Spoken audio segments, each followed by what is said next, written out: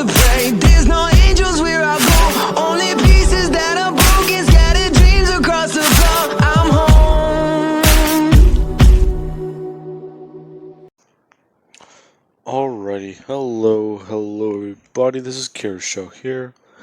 Now then, when we last left off, Deku, him and Bakugo just found out they were both on the same side of the galaxy, on the same planet, on the same goddamn reserve. Now then, hang on. Now, because they both learned about that, they see it as they would both be able to survive, but they're not sure which one will. Deku and Bakugo are two opposites. Bakugo being pure offense and, well, somewhat overbearing and a bit more brawler status, while Deku, he can be more cunning and more strategic, along with the fact that his adaptability will actually be his biggest factor, making him Bakugo's greatest opponent. Now, Deku, he is actually just trying to figure this out, as it's been about a week since that last encounter. Deku's lost 8 of his people, bringing his total count down to about 6. Him, Asui, and 4 other people. While Bakugo, he now has the numbers advantage. Bakugo has only lost 1 person, bringing his total count down to 7. That person got their shit messed up, basically whenever they went outside and found that there are more of these predators outside, trying to kill them. For the sake of this, I know that they're not lions or anything, so I'm just going to call them lions, because if I call them predators, you guys are going to be thinking of these guys. Now, with that being said, the lions, they would be attacking and actually trying to get into their defenses, but with the fact that eventually over time they would stop. Deku, he would just be working on more different things. Along with one thing. Anytime they would try and get in, they'd be basically piling up more and more corpses at the little entrance. So, they can take off what they can basically reach. But even then, that's very risky.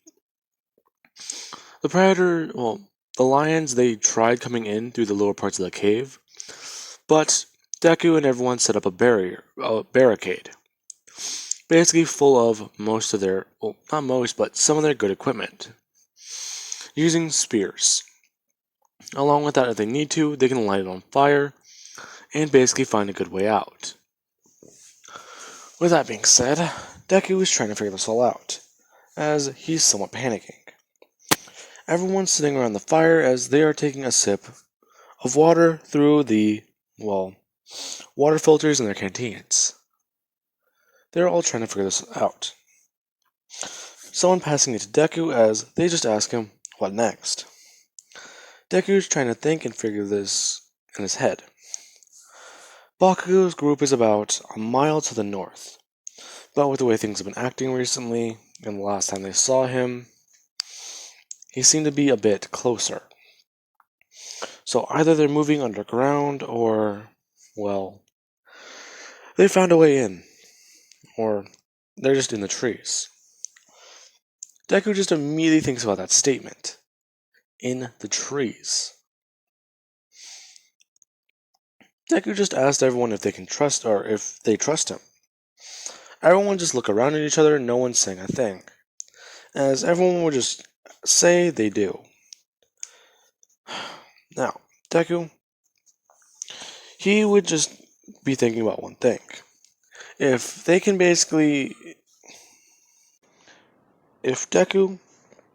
can basically get some of these predators' attention, everyone can run out and try and make their way up the trees. So if they can at least get up there, things will be a lot better. Now everyone's starting to agree, but this is whenever Asui would just speak up saying that she can't survive up there. This is whenever Deku, he would just say that he's well aware, which is why as he would just begin pulling in one of the giant bodies, piling in their doorway. As he completely pulls it in, he would immediately just hold up a knife, saying, "She is going to have a little bit of protection." That blanket that they're all using, it's good, yes, but it can only keep a couple people warm at a time. And since they're already so low on people, they might as well start dividing it up, along with making a little bit more clothing. With that being said, Asui, she's looking through some of the bags and trying to find things, as she starts looking through the others. She then gets to the people who've, well, died. And she does find a sewing kit in one of their bags, along with the fact that it also does have a guide on how to do it. So, she would just be walking over as she begins helping everyone get fitted for gear. In fact, Deku also does one thing. He does find some of their, well, not twine, but he begins to cut apart the bags that they're not using, if not, don't have. And the ones that they can't carry, they divide it up and basically wear it underneath these wraps, and then put the clothing over it, sewing it together, making armor. Now, people are doing this, and this is whenever Asui, she actually does have the most armor on, as she's basically covered in hide all over, head to toe. As she's just saying that this might actually not help her quirk. As she actually does try bending down to jump upwards, she finds that she can't really do that very well, as they begin just trying to get it fitted and actually properly do that, spending about an hour working on her suit. Now, they would get it done as they're finally ready. Deku just announces this as he immediately just goes down with a torch and immediately just grabs 3 of the spears, putting them in between his bag and his back. He immediately just takes a running start as he actually does light another spear on fire next to him and immediately throws it outside, as everyone would be watching. Predators immediately just, well, lions actually, immediately just start running over to it as they would just see what's going on. Deku just immediately takes off running as people are watching him. As he does that, he begins yelling and screaming for them to chase him, and people would just watch as one of them actually does give chase, going straight for Deku. Deku just immediately just pulls one of the spears out behind his back, as he actually does just try stabbing it upwards. This would stab into this one's neck as Deku would kill it. Deku would just let go of the spear as he actually does begin running, and he actually does jump up toward a tree. As he's adapting and creating claws, he actually just starts climbing as he gets away just in time for one to slash him in the back of his leg, tearing through his armor and actually getting through his skin. Deku would have been able to at least get away though, causing this much damage, as people are seeing the trail of blood flowing from the tree. Now, during that entire chaos, they actually did run out and sneak around in time to get up to a tree. Asui basically using her tongue to bring people up into the air as they did so. Now, with that being said, the predators are watching as the elder that has been training Bakugo's group, he's actually in shock that this boy just took one of these things down single-handedly, along with the fact that he was willing to sacrifice himself for his clan. As he actually just looked at this man, and the man just looks back at him. Now, Deku, he is just looking around as he does see the tree they're on.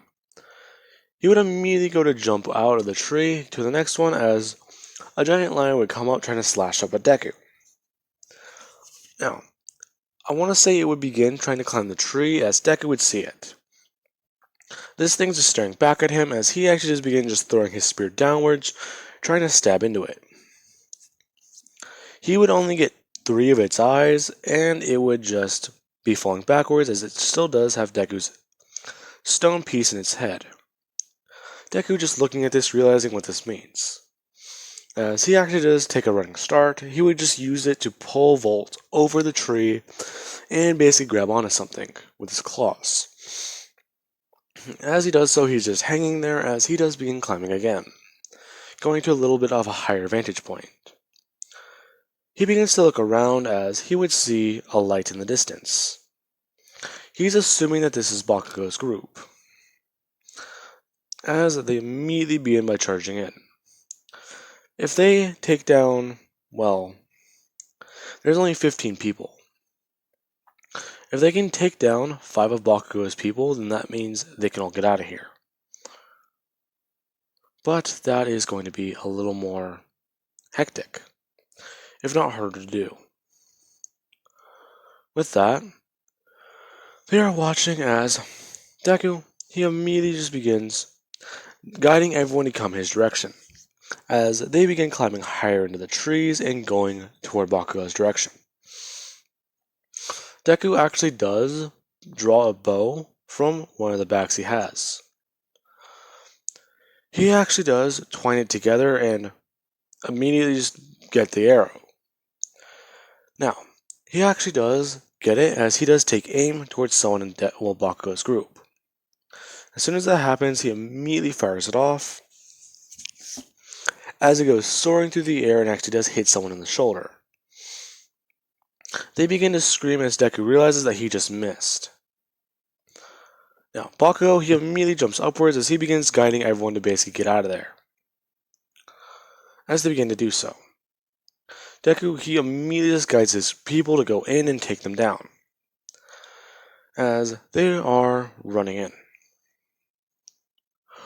With that being said, Deku would just be able to get into a struggle with someone as they try and push Deku off the tree into the lion's, mouth, basically. But Deku would just be able to throw him over as the guy would go tumbling down. Asui and 2 of Deku's other people, they'd be going in, as whenever they do get into a struggle, 2 of Deku's people would fall. Leaving, let's see, 7. That's 10. Okay. Never mind then. Now, there goes my whole thing. Now, with that, the Predators would just announce that it is done. 10 of you have survived, and in fact, there is one thing they need to do. As the ship would just come down and pick up the kids. They would basically be saying that even though Bakugo's group, they do have the number advantage with basically only 6 people surviving, and Deku's group having 4. Deku's group has shown more tactics and actual teamwork, along with Deku taking down one of the monsters on his own. So, sadly, this challenge is a forfeit, as they are basically going to have to, decline it. Now, basically that means the deal is off. Neither group is going with another. But this is when Deku would just bring up the fact that, if that's the case, why don't they just stick together and actually train? It can't be bad to get to know different opponents. Otherwise, as one of the Yajos would just shush Deku and just nod his head as he begins speaking. Deku and Bakugo they're both looking at this as people are just watching. They'd be watching as Deku and Bakugo both just look with a blank stare at these two, as this is whenever the guy would just look down at Deku and nod. The elder doing the same for Bakugo, but Bakugo being a lot less reserved to speak out against him, as he knows the title of what this man holds. Deku would just turn around and tell his friends that they're kind of in a bit of luck. Apparently my idea is not too bad, but we're going to a different reserve. You're joking. What's this one gonna be? Well, actually, from what I heard, this one shouldn't be too bad. You understand them? Yeah, as Deku would just immediately turn and create his own scream. People are looking at Deku as Baku actually just laugh at Deku for a second. They're a bit confused as Baku would just imitate Deku. The Yaojas are just staring at them as they just begin to laugh also. Just mimicking human laughter. Now, this is whenever they would just be, what? As Asuka would just say, it seems like they're just, well, making jokes. What are they even saying? You don't want to know. Something about a one-legged man in an ass-kicking contest. That's it? Well, no, that's just half of it. I'm sorry.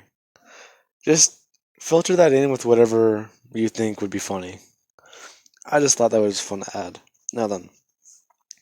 They would be going to a different reserve and actually find that this one is much more similar to Earth than any they've been to. In fact, the Yautja have actually been trying to mimic some of Earth's primal conditions. This place being a bit more oxygenated and having a lot more predators. But a certain place is fine, as a fenced-in part of the reserve is labeled as the safe space, if not an actual weapons cache and supply. Basically where you can come in, pack up gear to hunt, and go out. Now, this is going to be where Deku and Baku would actually be training against one another. Baku and Deku, as soon as they would land, they would run out and see everything.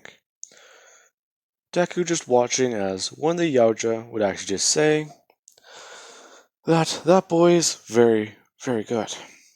How many kills did he get? On his latest, he got 3, I believe. And with that giant creature they all ate, that is what? 4? Yes.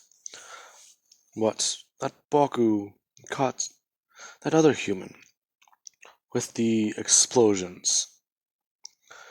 How many kills has he gotten? Well, actually, he is unblooded. So you did not believe he would fight against mine and win? No, he has the potential to, but he mostly just tries helping and managing things. Now, people are watching as Deku and Baku are actually fighting, as they would be doing this for the next couple months to years, with Ayama, Momo, Uraka, and Asui doing the same, along with one person, Mina. Well, actually, I don't want to include Mina. I can bring her. I can bring her in later. That works. I know a good way to bring her in. Now, with that being said, that is going. I do have a little bit more time. Ooh, I can at least set this up for next episode. Okay. Now, let us skip to the. Wow, they are still 5.5 and already doing this shit. I forget my timelines a little bit sometimes. Now then, let us skip to Deku and Bakugo being around the age of 7 to 8 years old. Deku, he is actually considered to be a very good hunter. Along with the fact that this reserve, they're able to hunt good prey. Yaojas basically would come here from many different parts of the galaxy to actually hunt down T-Rexes and, well, other types of dinosaur, along with other alien game. I want to say there's at least one that'd be considered the top tier. But these are nothing compared to aliens. They would come, get some of the T-Rex embryos and whatever they can and leave to basically use them. Now then, with that being said, Deku and Bakugo have both been training and they are actually granted one thing that the others have not been. As Deku, he would be given his set of wrist blades. These are actually a bit smaller, but he also does get a Yaoja knife. This one is very small, but at least it is one of his first weapons. Now, I want to say Deku would earn the nickname Small Blade or Tiny Knife. If you guys know where that's from, good on you. Bakugo, he would get a similar set, but he also does get a specialized thing for his quirk. He gets these gloves that actually can pop out blades from their fingertips, as this is considered to be his wild man, or beast man, whatever you think is better. Now, this is whenever the Yaoja would be telling them that they are going to be going on a hunt. They are humans, so your lifespan is not very long compared to ours. But with the prowess all of you have been showing, we believe it is time to send you after one prey in particular. Your training has been, well, very good. You've all mastered multiple forms of martial arts and Yaoja ways, as your next task will be a bit more difficult. We are giving you free access to our ships, if not one tiny pod.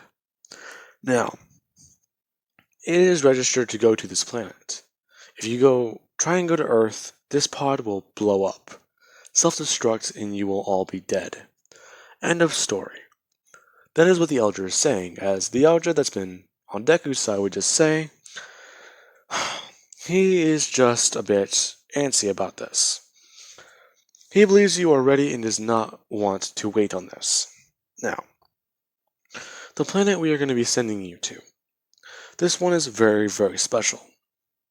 It is considered to be a hazard zone.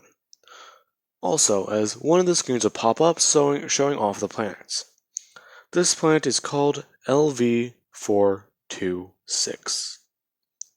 Now, that is where I'm leaving things off of, guys. I do hope you enjoyed the video, and have an amazing day. I will catch you guys in the next part.